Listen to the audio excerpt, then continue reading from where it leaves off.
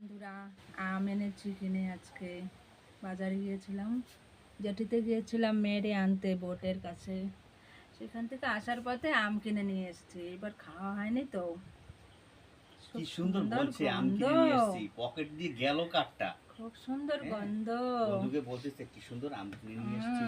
এই আমটা অন্য আম, এগুলো এক, আমের এটা আলাদা। কালার কি আহারে, এত সুন্দর কালার। বলি কি আম কিনে আনতে, আমাবতীতে আম আনেনি। আম দুধ খেতে হয় তো জানো তোমরা। ফুলের ঘরে পিঠে খাইছো না? তাই আম একটু আনলে কি হইতো, এখন দুধ দিয়ে আম দিয়ে খাবো। কালার দেখলে না ওই মন সময় সেরে খাওয়া যায় লাগতো। একদম। আমার গালটাও যদি এরকম একটু সুন্দর কালার হইতো, সুন্দর আম। খালি দেখেই মন সারে। এর সব এর উপরে না এই সে লিকুইড স্প্রে, ওষুধ স্প্রে ওইগুলো করে ভিতর পাকায় দিয়ে, তো। তারপরে কাঁচা আমের পরে এরকম সারা আমে স্প্রে করে দেয়। ওই জন্য ইঞ্জেকশন মারে, ইঞ্জেকশন ইঞ্জেকশন মারা না, স্প্রে করে ইউটিউবে দেখা যায়। পাকায়। খাওয়া অনেক ক্ষতি, আমরা তো খাই কি সুন্দর।